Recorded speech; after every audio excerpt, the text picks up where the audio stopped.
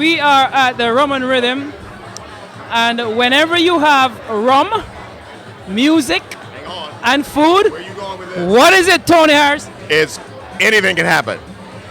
You It's definitely Caribbean time. there you go, there you go. There you go. Our special guest, of course, Tony Harris, former CNN. You were terrific today. You were absolutely terrific today. The people watching us, do they know that you were part of this tremendous panel on sports tourism today? Do you know that? Do you know that? Yeah, but Tony, I am interviewing you now. All right, so sit back, Okay, relax. you got it. All right. You got So it. as I was saying, former CNN news anchor, now Al Jazeera, friend of the Caribbean, a Caribbean man. You witnessed several aspects of Caribbean Tourism Week this past week. Give us your take on it and your opinions thus far, Tony. So what I did is, during the course of the week for Caribbean Heritage Week, I carved out a section of my show each day.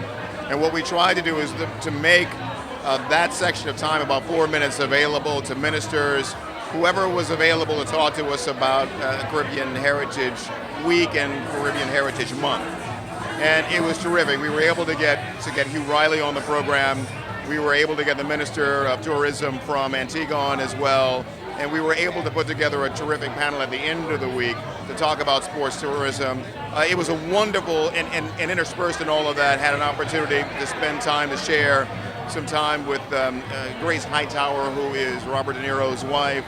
Was not able to get to Robert De Niro at the Antigua party because he was swamped, but had an opportunity to speak with his wife about their shared love for the Caribbean. Just a terrific week. I was so happy to be a part of it, and was so happy to be a part of it through the company we formed, Emerge Media, to bring together a panel, a dynamic panel, of which you were a rock star, to talk about the real potential of sports tourism as a driver of tourism for the Caribbean.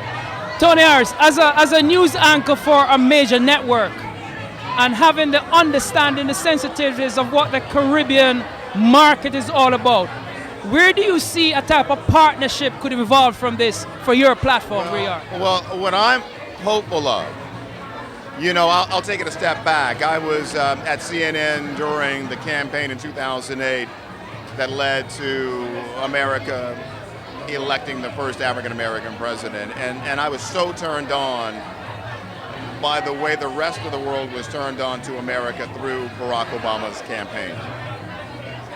And I've got to tell you, I have seen myself as sort of a bridging agent. All I have always wanted to be is kind of that conduit. Poor kid growing up in Baltimore, able to perform on some of the biggest platforms, in media, whether it's Fox, whether it's CNN and Turner Broadcasting, whether it's Entertainment Tonight and Paramount at the time. I've always envisioned myself as being that bridge builder to other communities. And the potential is so tremendous in the Caribbean. Countries led by black people. And women. And women. Black men, black women, black people. And the idea of somehow lifting the Caribbean up even higher, and connecting the diaspora, the Caribbean diaspora that's in the United States. Let's just start there. We can talk about England, but the diaspora that's in the United States, you bring all of that together, that is a powerful force. And to whatever extent I can, I just want to play my little small role in that, and hopefully an event like today's and moderating the panel and my frequent visits to the Caribbean, there's a small role I can play. And that's it for me, just a tiny role.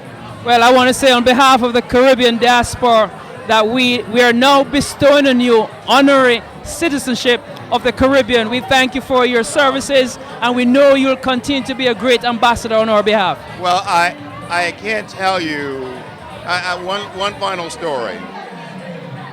I had one of the very best experiences in my life connecting with my son in the Caribbean.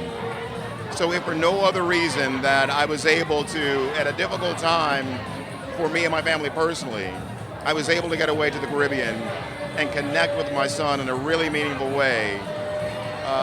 the Caribbean will always be a very special place in my heart.